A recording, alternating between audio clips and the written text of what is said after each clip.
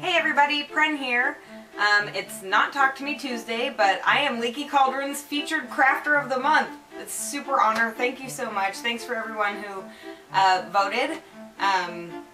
Leslie Shea, worthy adversary. I totally voted for her. Her costumes and other crafting is amazing, so it was fun to go up against her, especially since I know we're in quite a few different Harry Potter groups.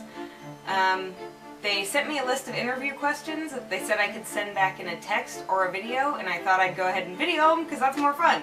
So here we go.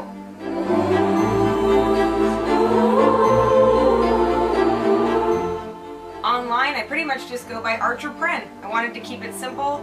Archer Pren on Ravelry, Archer Pren on LiveJournal, Archer Pren everywhere you look, unless I'm in a Harry Potter swap, and then I go by Prendel the Weird.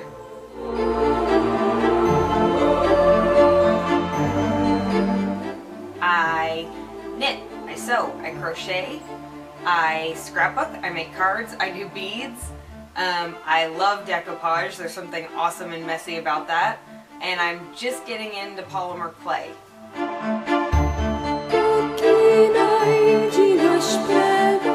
I've been crafting pretty much for as long as I can remember. As soon as I could hold a crayon or a paintbrush, my mom was slapping them in my hands and I guess teaching me to be creative or be free with my creativity.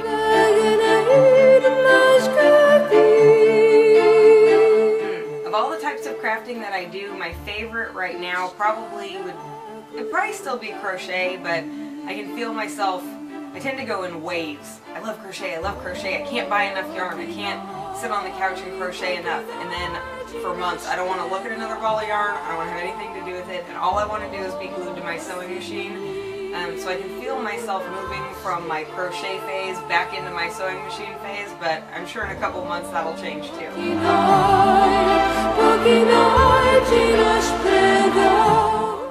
My favorite place to knit and crochet, well, and bead and pretty much do everything else is right here in my living room because I like to watch movies while I do that. If I'm sewing, I really do like to go in my craft room and shut the door and put on some good music and just really zone out and zero in on what I'm doing.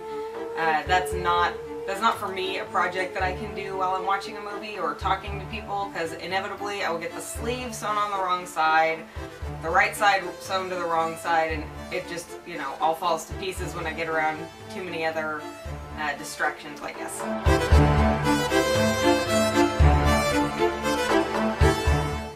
I think what started me on Harry Potter crafting was that I wanted to make some robes for me and my friends to wear to one of the Harry Potter movies, and I didn't really know where to start. Somebody I know suggested that I look through the Yahoo groups and see what there was, and I found quite a few Yahoo groups that were focused on Harry Potter crafting and Harry Potter sewing. What really dragged me in was a group called Harry Potter Crafts on Yahoo, and my friend Jennifer was helping to run it then, and, well, she's now my friend Jennifer. I didn't know her then. I met her through there. And lots of other great Harry Potter crafters that I'm still friends with, and they had so many great projects that kind of forced you to think outside of your normal crafty box.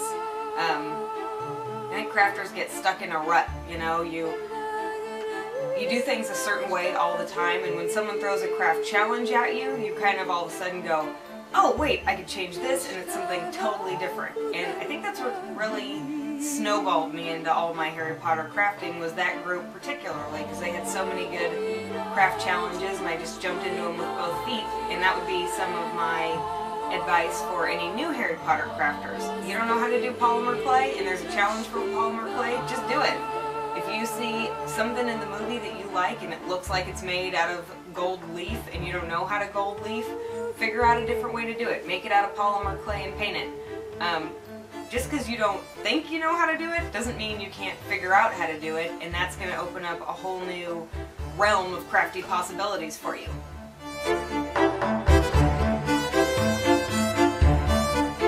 One of my favorite tips for beading is just get a piece of felt or a scrap of velvet or something. It really helps to you can just dump your beads on there. They won't roll all over your table, and you can pick them up a lot easier. I don't know why it really helps. I guess it's just the traction makes them so much easier to string, even just onto a wire, even if you're not using a beading needle. That's a good one.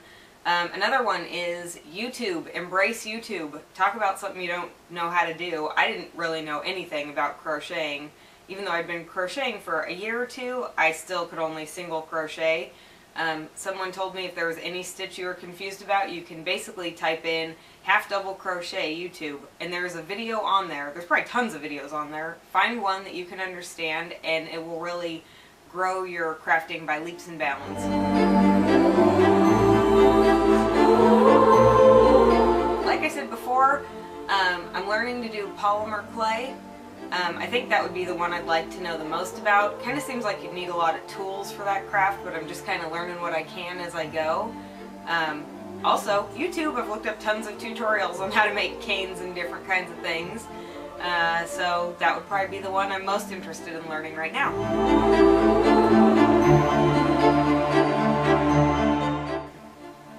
My favorite movie would be Prisoner of Azkaban. I really like the look of that movie. I like how it was darker. I did not like how they moved Hagrid's hut. You can't just come in with a new director and slap Hagrid's hut all the way over there when it used to be right on the grounds, right close to everybody. But I like the new look. I like how it felt a little more serious. The effects were really good in that movie. And I liked how in the beginning it seems like something so dark, and it turns into something hopeful for Harry. He has someone that loves him, that knew him before, and he's not alone. He doesn't just have the Dursleys, and I love that.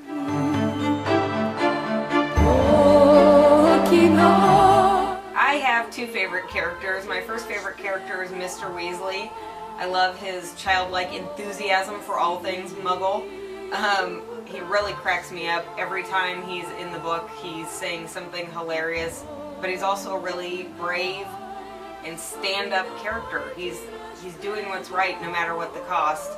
And my other favorite character is Pigwidgeon, totally for the same reason. He is just funny. Every time he's in there, he's comic relief, and I don't know if many people would consider that little owl a character, but he really stuck in my mind and as a really comical part of the book.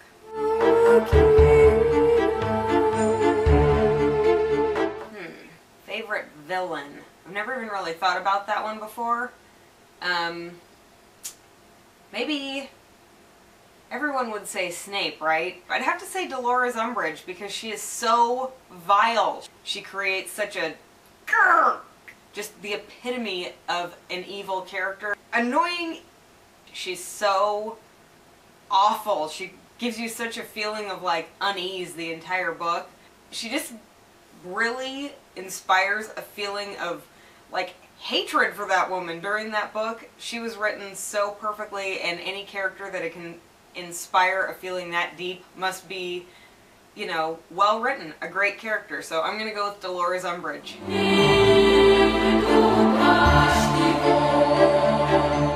I think I'd have to pick Hermione. I really think that we'd be a great match making spew hats. Sorry, Hermione, I know it's not spew. The Society for the Protection of Elvish Welfare, they need hats.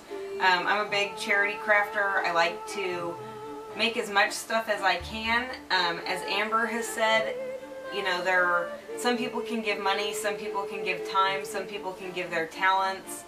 I try to give as much as I can of each because I feel like I'm fortunate and blessed to have everything that I have, and if I can give back in some way, I try to do that. And I think Hermione felt the same way. She had a cause that she loved and went with it, so I'd pick Hermione.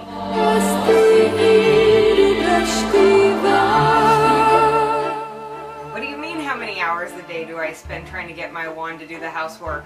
None, of course. My wand works. How do you think I have time to do all these crafts? I guess that's it. I'll talk to y'all later.